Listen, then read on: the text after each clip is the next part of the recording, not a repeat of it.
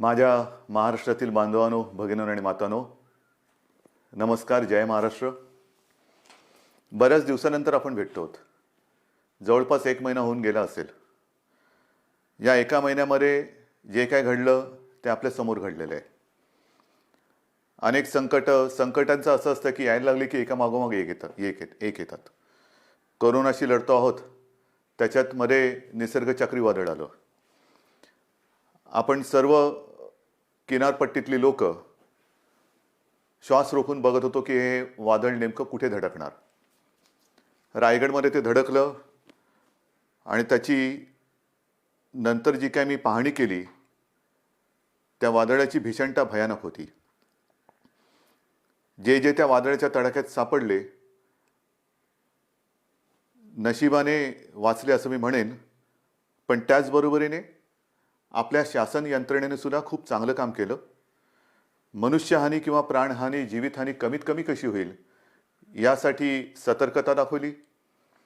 एक सुद्धा कोळी बांधव किंबहुना एक सुद्धा मच्छीमारी करणारी बोट आपण समुद्रात राहू दिली नाही. त्याने वेळेमध्ये आपल्या घरात आणलं, सुरक्षित जागी हलवलं आणि त्यामुळे प्राणहानी झाली, पण ती कमीत कमी ठेवण्यात आपल्याला काही प्रमाणात यश आलं.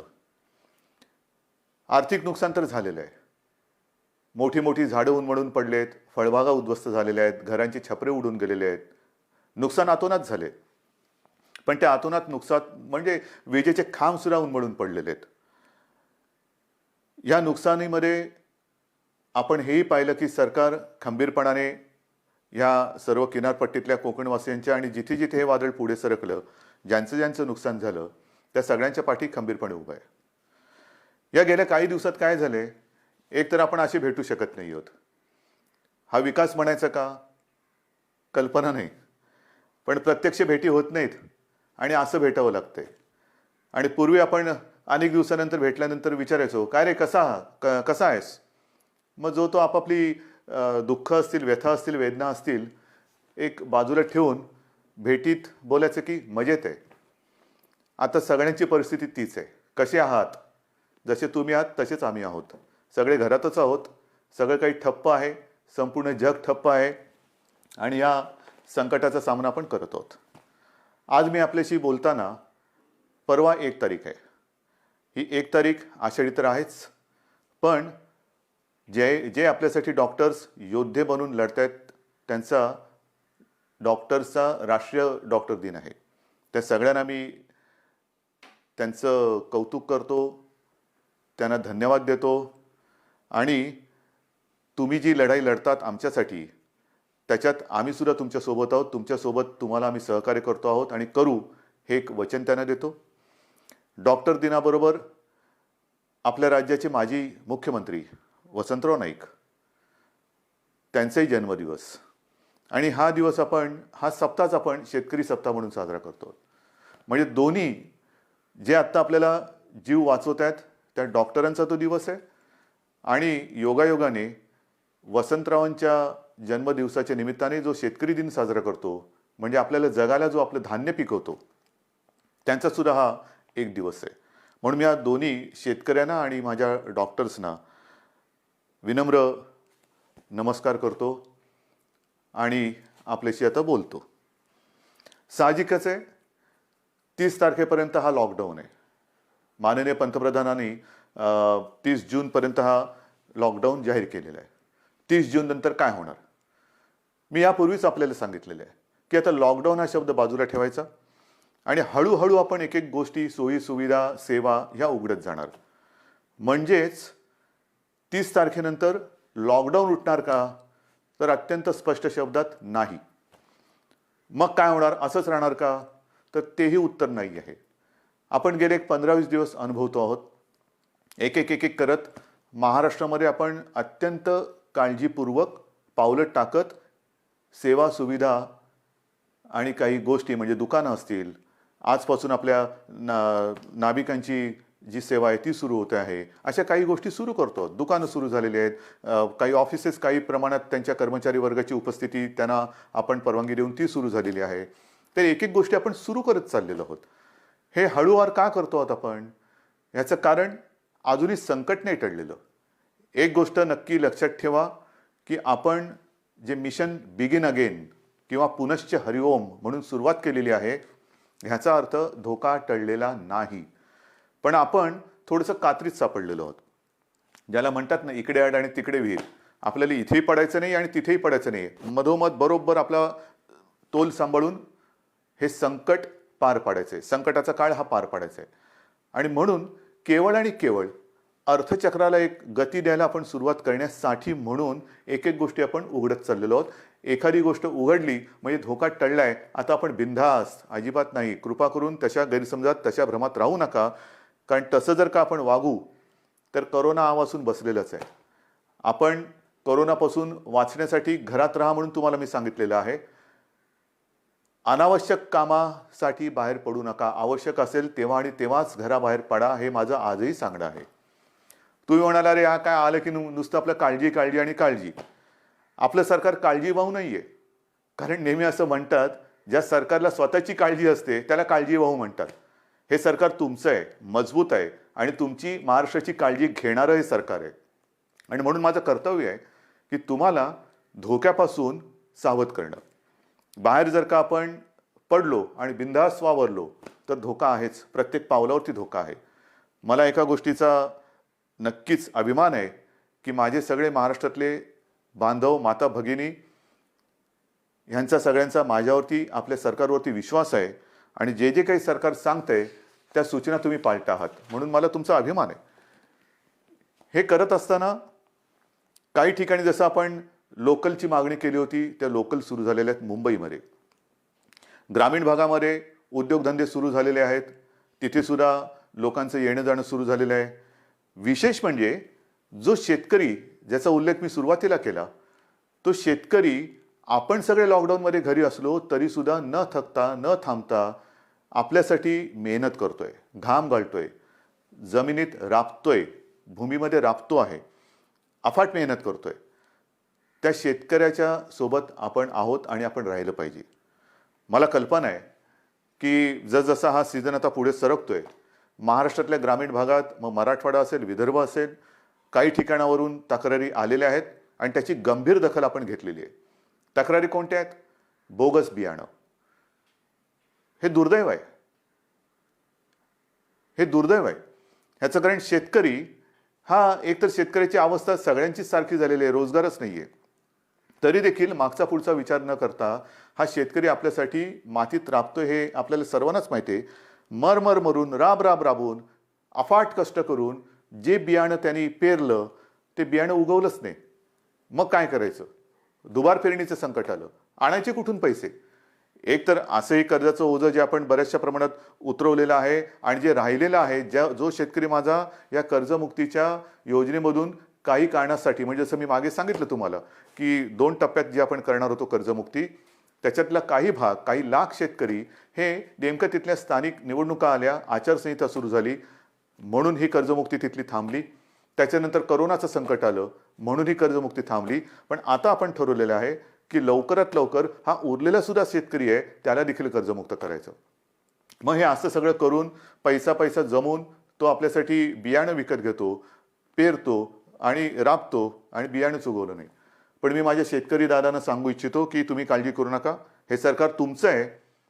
ज्यांनी तुम्हाला फसवलेलं आहे ते कायद्याच्या कचाट्यातून सुटणार नाही. त्यांच्यावरती गंभीर गुन्हे दाखल करून त्यांना सजा तर होईलच, पण जे नुकसान तुमचं झालेलं आहे, त्यांनी केलेलं आहे, त्यांच्याकडनं तुम्हाला हे सरकार नुकसान भरपाई सुद्धा मिळून दिल्याशिवाय राहणार नाहीये. काळजी करू नका.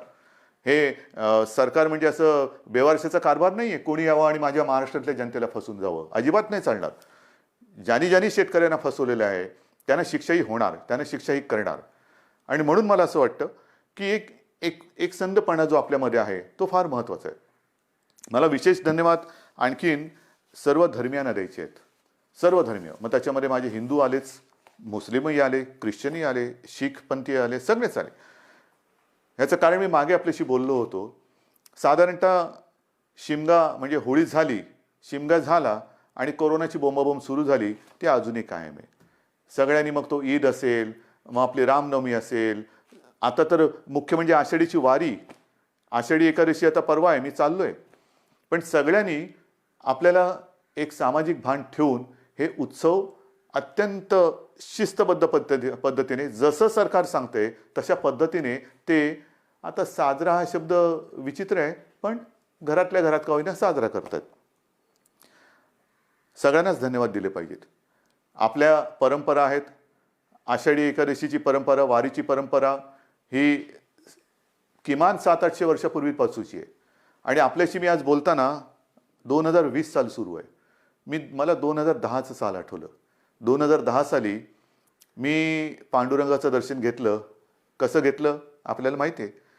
मी हा संपूर्ण वारीचा पाठपुरावा केला, पण मी वारीत प्रत्यक्ष सहभागी न होता हेलिकॉप्टरमधून सहभागी झालो आणि एरियल फोटोग्राफी केली. त्याचं पुस्तकसुद्धा मी आपल्या चरणी तुम्हाला मी सगळ्यांना अर्पण केलेलं आहे. पाहावा विठ्ठल. मी विठ्ठल पाहिला, नक्की पाहिला. मंदिरात जाऊन नाही पाहिला कारण मी हेलिकॉप्टरमध्ये होतो, पण अथांग पसरलेल्या त्या वारकऱ्यांमध्ये मला ते विठ्ठलाचं विश्वरूप दिसलं. माझ्यासारखा भाग्यवान मीच असेन. विश्वरूप ज्याला म्हणतात ते विश्वरूप काय असतं ते विश्वरूप मी त्या वारकऱ्यांच्या रूपात पाहिलं. देहभान हरकून हे वारकरी विठू नामाचा गजर करत चालत असतात. अक्षरशः देहभान हरकलेले असतात. म्हणजे कशाचं काही त्यांना सगळं जग आजूबाजूला आहे नाही, बस विठू माऊली विठू माऊली विठू नामाचा गजर करत ते चालत असतात. ही गेल्या अनेक वर्षाची परंपरा. अनेक ठिकाणावरनं संत महात्म्यांच्या पालख्या तिकडे येतात आणि मग ते रिंगणं होतात. मध्ये मग ते इंदापूरचं रिंगण असेल, वाखरीचं रिंगण असेल, ते घोडे धावतात. हे सगळं अप्रूप हे केवळ आपल्या देशातच होऊ शकतं. पण त्या सगळ्या वारकऱ्यांनी सुद्धा संयम दाखवला. जे सरकार म्हणेल ते. हे असे नागरिक कुठे सापडणार तुम्हाला. आणि त्या वारकऱ्यांना सांगतोय की नाईलाज म्हणून आपल्याला यावेळेला तो सगळा वारीचा सोहळा हा आटोपशीर करावा लागला. पण मी आपल्या वतीने आपल्या विठुरायाला साकडं घालायला जाणार आहे. नक्की जाणार. विठुरायाला मी साकडं घालणार की विठुराया हे काय आहे, कोणते दिवस आहेत, कशी दिवस आहेत, कशी परिस्थिती आहे. हे तुझे लाखो करोडो भक्त आज तुझ्या दर्शनाविना घरातल्या घरात आहेत. आणि का तरी अशी विचित्र परिस्थिती आलेली आहे. तुझे चमत्कार आम्ही अनेक ऐकलेत. आम्ही तुमचे चमत्कार अनेक चित्रपटातून पाहिलेत. पण आता हा चमत्कार आम्हाला दाखव आणि हे करोनाचं संकट लवकरात लवकर नष्ट करून केवळ माझा महाराष्ट्रच नाही तर संपूर्ण जगाला पुन्हा एकदा सुखाचे, समृद्धीचे आणि निरोगी आयुष्याचे दिवस दाखव. हे साकडं घालायला मी जाणार आहे. वारकऱ्यानो, आशीर्वाद, तुमचे आशीर्वाद माझ्या पाठी असू द्या की ते आशीर्वाद घेऊन मी विठुरायाचे आशीर्वाद घ्यायला जाईन. आणि मला खात्री आहे तुम्ही जर मागे उभे राहिलात ना तर आपली विठू माऊली सुद्धा त्या माझ्या साकड्याला यश दिल्याशिवाय राहणार नाही. तुमचे आशीर्वाद मी आज मागतोय. मी आषाढी एकादशीला तुमच्या सगळ्यांचा प्रतिनिधी, मुख्यमंत्री म्हणून नाही, तो मान बहुमान वेगळा, पण मी तुमचा प्रतिनिधी म्हणून मी जातो आहे. जेव्हा तिथे मी पोहोचेन तेव्हा मी तुमचा प्रतिनिधी वारकरी म्हणून मी तिथे पोहोचणार आहे. म्हणून मला तुमचे आशीर्वाद पाहिजेत. आषाढीची ही उद्याची आषाढी, परवाची आषाढी एकादशी येते. त्याच्यानंतर दहीहंडी येते. दहीहंडीच्या मंडळानं सुद्धा मला खास धन्यवाद द्यायचे. कोणीही माझ्याशी बोलायला आलं नाही, कोणी कोणाशी चर्चा केली नाही, पण एक सामाजिक भान ठेवून त्यांनी स्वतःहून दहीहंडीचा उत्सव हा रद्द केला. ह्यालाच म्हणतात एक सामाजिक जाणीव, सामाजिक भान. शेवटी उत्सव म्हणजे काय, कोणासाठी उत्सव, आनंदासाठी असेल. पण जर हे संकट चहूबाजूनी आपल्याला वेढून टाकत असेल तरी देखील आम्ही उत्सव साजरे करतोय, हे असा आंधळेपणा नाही उपयोगाचा. मग दहीहंडी झाल्यानंतर मी काल परवाकडेच गणपती उत्सवाबद्दल एक आपल्याला विनंती केलेली आहे. कारण जसं वारीची परंपरा आहे, दहीहंडी आपल्याकडे साजरा होतोय, मग गणपती बाप्पा येणार, मग नवरात्री येणार, मग दिवाळी येणार, त्याच्यामध्ये ईद येणार, मग आपल्या मुंबईमध्ये माउंट मेरीची यात्रा येणार. हे सगळे सणवार हे सगळ्या धर्मियांचे हे आता येणार. पण त्याच्यामध्ये जर का आपण आपलं सामाजिक भान पाळलं नाही तर ज्या संकटाशी आपण लढतो आहोत त्या संकटाला आपण आपला दरवाजा उघडा करून देतो आहोत. म्हणून मी गणपती उत्सवात सगळ्यांना विनंती केलेली आहे. एक तर सर्व मंडळांची मी बैठक घेतली आणि त्यांना सुद्धा मला खास धन्यवाद द्यायचे आहेत की सर्व मंडळांनी एकसुरामध्ये सांगितलं की उद्धवजी, सरकार घेईल तो निर्णय आम्हाला मान्य आहे. तुम्हाला सुद्धा मी मनापासून नमस्कार करतोय. आणि गणरायाला सुद्धा हेच जे विठुरायाच्या चरणी मी प्रार्थना करतोय, आपण जो निर्णय घेतला आहे की यावेळेला एक सामाजिक भान ठेवून हा उत्सव साजरा करूया. मी सर्वांना विनंती केलेली आहे की जिथे जिथे सार्वजनिक गणेशोत्सव होतात, मुंबई, पुणे, सर्वत्र सर्वत्र राज्यभर होतात. मग काय काय मूर्त्या 15-15, 20-20 फूट असतात, 22 फूट, 23 फूट. नाही, आता ही ही परिस्थिती तशी नाही आहे. सर्वांनी थोडा संयम ठेवा. आणि मूर्तीची उंची जास्तीत जास्त मी 4 फूट सांगितलेली आहे. का 4 फूट सांगितली? तर मूर्ती हलवताना सुद्धा जास्त लोक एकमेकाच्या जवळ येता कामा नयेत. विसर्जनाची सुद्धा आगमनाची मिरवणूक नाही, विसर्जनाची मिरवणूक नाही.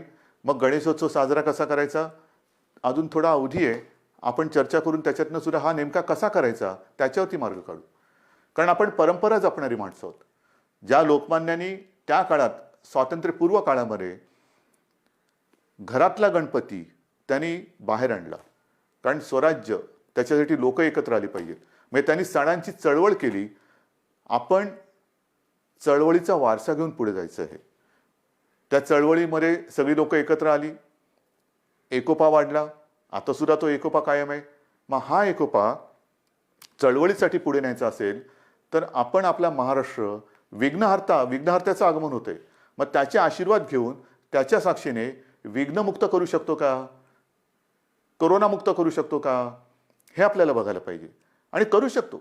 जर का आपण ठरवलं तर आपण नक्की करू शकतो. आरोग्यविषयक जर का आपण शिबिरे घ्यायचं ठरवलं, मध्ये मी जसं आपल्याला सांगितलं की रक्ताचा तुटवडा आल्यानंतर रक्तपुरवठा किंवा रक्ताचा साठा कमी होता, तेव्हा मी 2 वेळा आवाहन केलं की रक्तदान करा. मी आवाहन करण्याचा अवकाश चहूबाजूने रक्तदाते पुढे आले आणि ती जी काय आपली टंचाई होती ती दूर झाली. रक्तदान करा म्हटलं तर रक्तदान केलं. कारण आपण गणपतीचे अंधभक्त नाहीत तर जागरूक भक्त आहोत. आणि त्याच्यासाठी मला असं वाटतं की आरोग्यविषयक काय खबरदारी घेता येईल, काय जागरूकता आणता येईल, काय करता येईल, या सगळ्या गोष्टी आपण हळूवार सांगत जाऊ. तूर्त मी आपल्याला मूर्तीची एक कल्पना दिलेली आहे.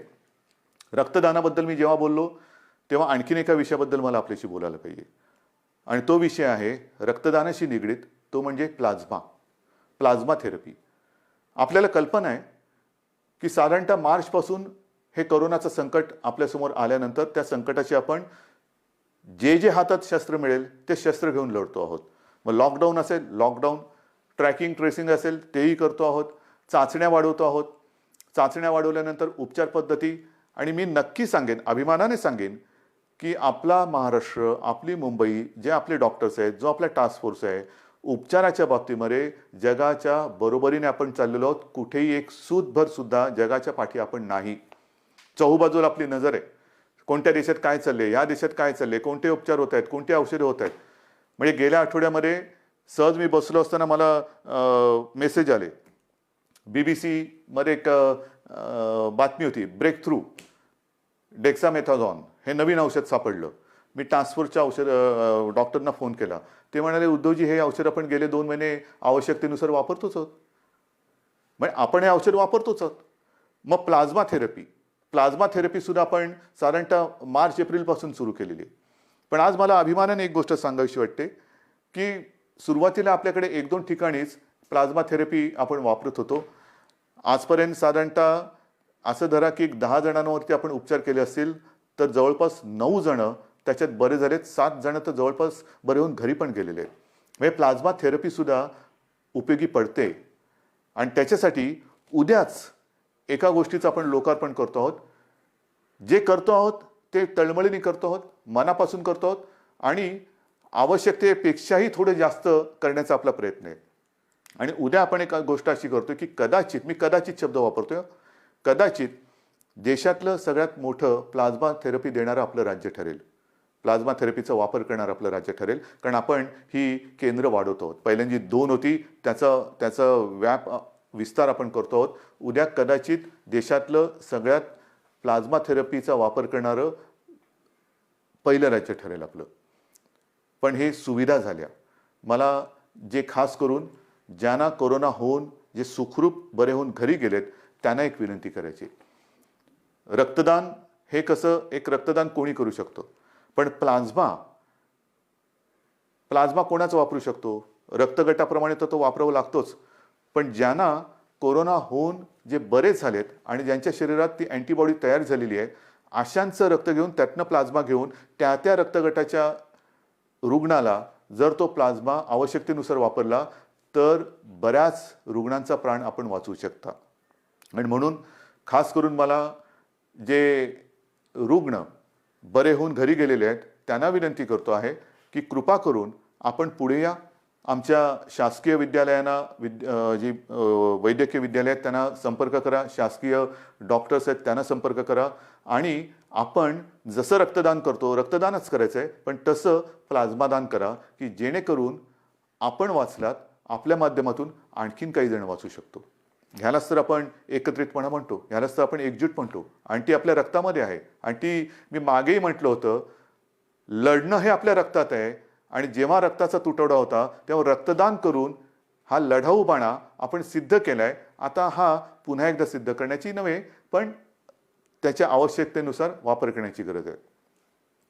बांधवांनो आणि माता भगिनींनो, एक गोष्ट नक्की आहे की जसं मी औषधाच्या बाबतीत तुम्हाला सांगितलं की कोणत्याही औषधाच्या बाबतीत आपण पाठी नाही आहे. सुरुवातीपासून जी औषधं आपल्याला वाटतात की वापरली पाहिजेत, म्हणजे आता सगळीकडे रेमडेसिवीर कितीला मिळणार, रेमडेसिवीर मिळणार की नाही, रेमडेसिवीरची किंमत काय होणार, मग फॅविपिरावीर, म्हणजे जशी जशी नावं येतात तसतसं त्याचा बोलबाला होतो. पहिला होता तो एससीक्यू हायड्रॉक्सिक्लोरोक्विन, मग त्याचा एक हे झाला, ते आपण वापरतोय, आवश्यकतेनुसार वापरतोय. रेमडेसिवीर वापरतो आहोत, टॉझिलिझुमॅब वापरतो आहोत, आयव्हरमेक्टिन वापरतो आहोत, डॉक्सी वापरतो आहोत. तुम्ही नाव सांगा, ती सगळी औषधं आपण इकडे वापरतो. परंतु ही औषधं वापरायला साहजिकच आहे आपल्याला केंद्र सरकारच्या त्या आरोग्य विभागाची परवानगी लागते. आणि मला एक गोष्ट आपल्याला सांगायची आहे, साधारणतः एप्रिल शेवट किंवा मे असेल, मेची सुरुवात किंवा पहिला मध्ये असेल, आपण ह्या औषधाच्या उपलब्धतेसाठी पाठपुरावा सुरू केला, रेमडेसिवीर आणि फॅविपिरावीर, कारण तिथून परवानगी घ्यावी लागते. मग त्याच्यानंतर एका रुग्णांच्या ग्रुपवरती त्याची टेस्ट घ्यावी लागते. ती यशस्वी झाल्यानंतर मग तिथून परवानगी मिळाल्यानंतर मोठ्या प्रमाणात आवश्यकतेनुसार त्याचा वापर करावा लागतो. आता गेल्या आठवड्यामध्ये ह्याची परवानगी आपल्याला मिळालेली आहे, रेमडेसिवीर आणि फॅविपिरावीर. येत्या काही दिवसात याचा पुरेसा साठा हा आपल्याला उपलब्ध होईल. किमतीची पर्वा करू नका. शासकीय आणि निमशासकीय रुग्णालयामध्ये मी तर म्हणतोय की रेमडेसिवीर आणि ही औषधं आपण मोफत उपलब्ध करून देण्याच्या विचारामध्ये आहोत. पण पहिली गोष्ट ही उपलब्ध होत आहेत आता, म्हणजे कोणी काळजी करण्याचं कारण नाहीये. कसं मिळणार आता आहे, अजून एक थोडे दिवस आपल्याला त्याच्या साठ्याबद्दल किंवा उपलब्धतेबद्दल आपण प्रयत्न करून ती उपलब्ध करून देतो आहोत. पण एकदा का हा साठा आपल्याकडे किंवा ज्याला म्हणतो ना पुरवठा व्हायला लागला की त्याचा कुठे मी तुटवडा पडू देणार नाही, ही तुम्हाला मी खात्री देतोय. रुग्णांची संख्या वाढणार. तुम्ही म्हणणार वाढणार म्हणजे काय, नाही तसं नाहीये. ह्याला दोन गोष्टी आहेत. आपण अर्थचक्राला गती देण्यासाठी काही गोष्टी हळूहळू मिशन बिगिन अगेन म्हणून सुरुवात केलेली आहे. ये जा वाढली, भेटणं वाढलं, संपर्क वाढला आणि तो संपर्क वाढल्यानंतर साहजिकच आहे रुग्णांची संख्या ही सुद्धा वाढत चाललेली. पण ही रुग्णांची संख्या वाढत असताना आपण टेस्टची संख्या सुद्धा वाढवतो आहोत आणि ती वाढवलेली आहे. म्हणून आता रुग्ण येण्याची वाट न बघता आपण व्हायरस पोचायच्या आत तिकडे पोहोचण्याचा प्रयत्न करतोय. चेस द व्हायरस ही एक नवीन संकल्पना मुंबईत सुरू केली, ती संपूर्ण राज्यभर आता आपण राबवत आहोत. Chase the virus. आणि त्याच्यासाठी रुग्णांची संख्या जरी वाढत असली तरी आपल्याकडे आरोग्य सुविधाही आपण वाढवत आहोत. औषधांची सुद्धा कुठेही टंचाई होणार नाही, औषधोपचार ते सुद्धा वाढवत आहोत.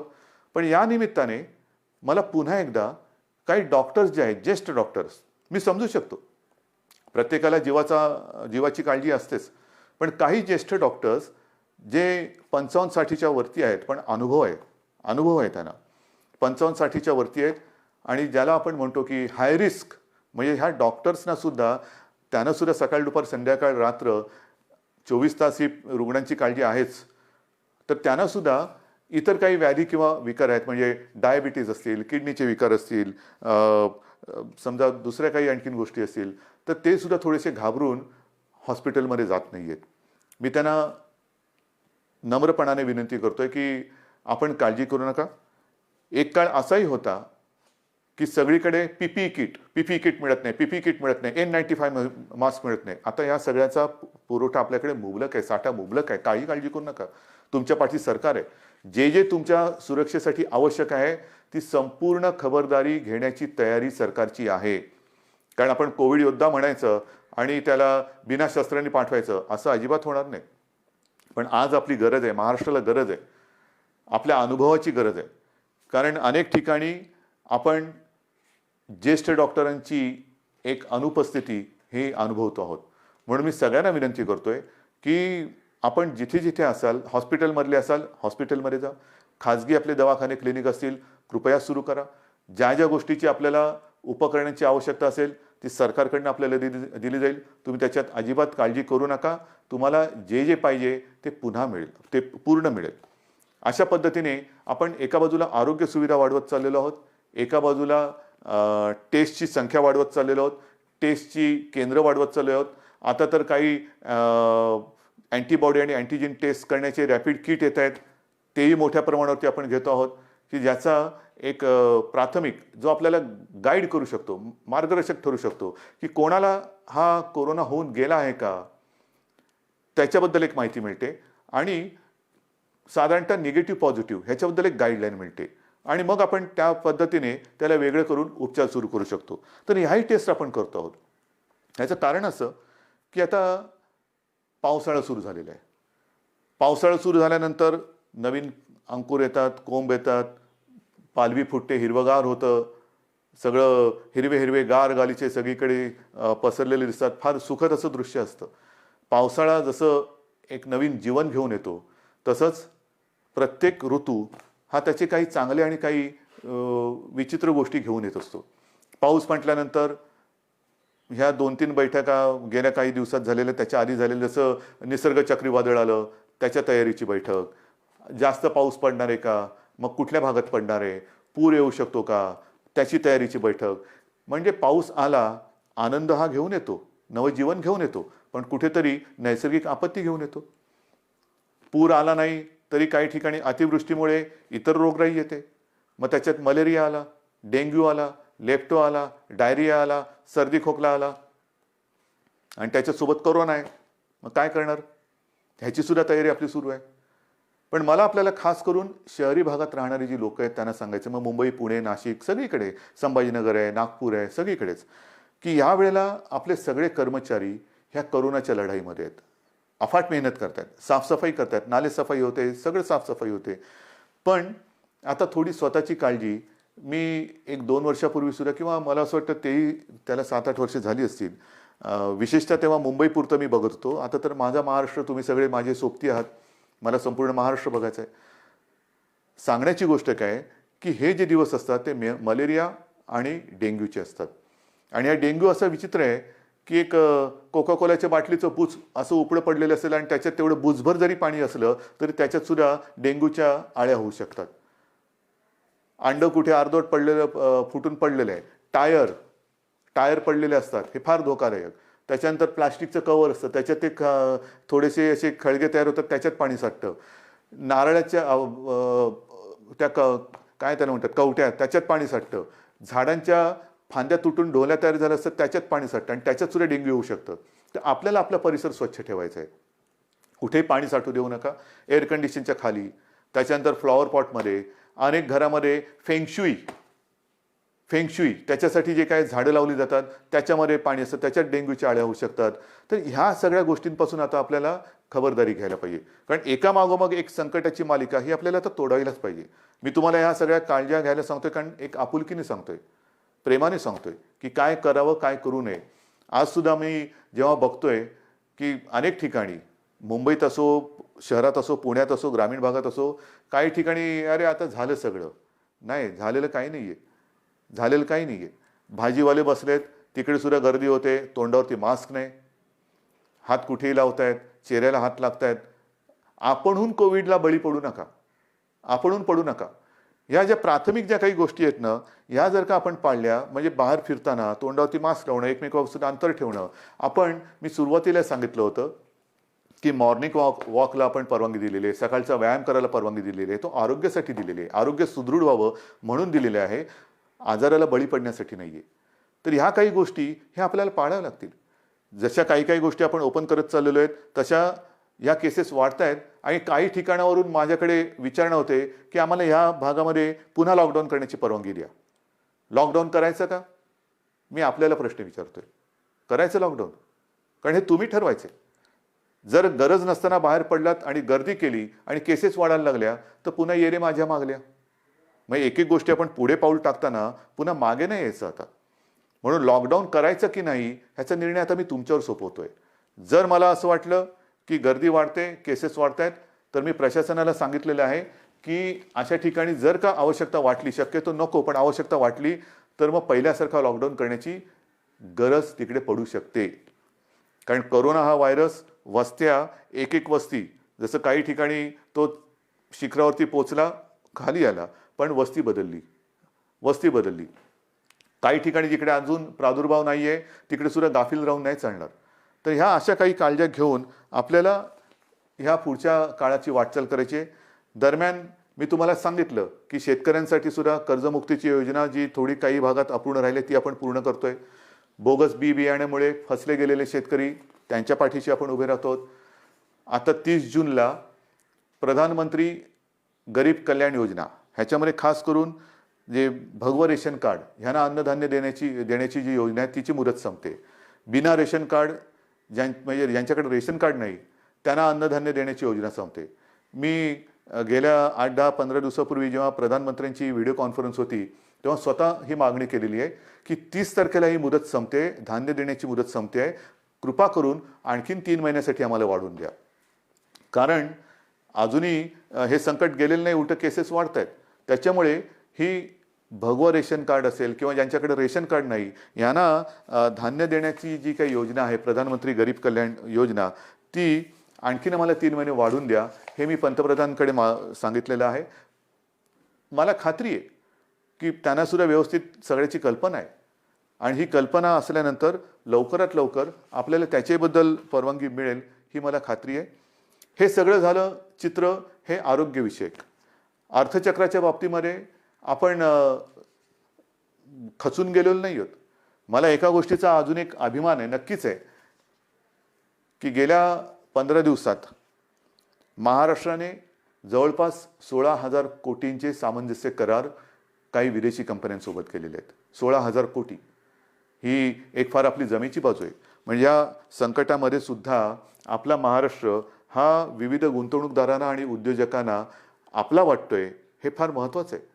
येत आहेत या गुंतवणूकदारांना कुठे आपण दरवाजे बंद ठेवलेले नाही आहेत. या माझ्या महाराष्ट्रात या, माझ्या विदर्भात या, माझ्या मराठवाड्यात या, माझ्या कोकणात या, माझ्या उत्तर महाराष्ट्रात या, पश्चिम महाराष्ट्रामध्ये या, जिथे तुम्ही म्हणाल तिथे तुम्ही या. जे जे काय तुम्ही कराल तुम्ही जरूर करा. तुमच्यासाठी आमच्या महाराष्ट्राची, देशाची आणि महाराष्ट्राची दारं उघडी आहेत.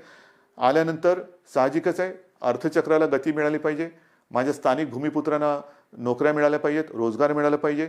ह्या सगळ्या गोष्टींसाठी आपण नुसतं कोरोना करत नाही बसलेलो आहोत. इतर सुद्धा काही ज्या गोष्टी आहेत ज्या उद्योगधंद्याच्या बाबतीत असतील, विकास कामाच्या बाबतीत असतील, ह्याही गोष्टी ह्याही आघाड्यांवरती आपण ती ऑफिसेस लॉकडाऊनमध्ये ठेवलेली नाहीत. आपला संपर्क सुरू आहे. सगळ्यांना आपण संपर्क करतो आहोत, त्यांच्या आवश्यकता समजून घेतो आहोत, आपण त्यांना काय देऊ शकतो त्याच्यावरती विचार करतो आहोत. काही अटी तटी शर्ती मी आल्यानंतर असं काही जणांना होतं नको तो बाबा महाराष्ट्र आम्ही चाललो परत, तसं नाही आहे. तुम्ही सांगा काय काय आम्ही करू शकतो, हे आम्ही करू शकतो, ते तुम्हाला मान्य असेल जरूर या. एकदा आलात की तुम्हाला कुठेही आडकाठी केली जाणार नाही. या पद्धतीने आपण जातो आहोत. मग ते पर्यटनाच्या बाबतीत असेल, उद्योगधंद्याच्या बाबतीत असेल, चहूबाजूनी आपण आपले प्रयत्न सुरू आहेत. याचं कारण असं की आपल्याला सर्वांना कल्पना आहे की आपलं अर्थसंकल्पीय अधिवेशन सुरू होतं. अर्थसंकल्प मांडला काय, नवीन स्वप्न घेऊन आम्ही तुमच्यासमोर आलो काय आणि अचानक हे संकट आल्यानंतर तेही अधिवेशन आपल्याला आवर्त घ्यावं लागलं. तर ही अशी सगळी परिस्थिती आहे. ह्या परिस्थितीचा मुकाबला करतो आहे.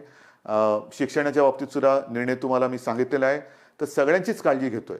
शाळा सुरू होणार का, तर माझं म्हणणं आहे शाळा सुरू होणार का पेक्षा शिक्षण कसं सुरू होणार त्याच्यावरती आपण लक्ष देतो. मग ते शालेय शिक्षण असेल, महाविद्यालयीन शिक्षण असेल, सगळ्याच बाबतीत आहोत. तर असं एक गोष्टी आपण करत चाललेलो आहोत. मला खात्री आहे जसं जे सहकार्य तुम्ही आजपर्यंत मला केलं, सरकारला केलं, तसंच याही पुढे कराल. जे जे काय आपण करू ते मी तुम्हाला आधीच सांगितलेलं आहे की तुम्हाला न सांगता मी काही करणार नाही. लॉकडाऊन हा शब्द जरी मी वापरत नसलो तरी याचा अर्थ आपण परवापासून सगळं काही उघडतो आहोत असा गैरसमज करून घेऊ नका. आज देखील आपल्याला उलटं आज जास्त शिस्तीची गरज आहे. कारणाशिवाय बाहेर पडू नका. कारण आपण असं म्हणतो की ज्येष्ठ नागरिक म्हणजे घरातले आई वडील कोणी ज्येष्ठ सगळे आपले कुटुंबीय त्यांची काळजी घ्या, मुलांची काळजी घ्या आणि तरुणांनो बाहेर पडा.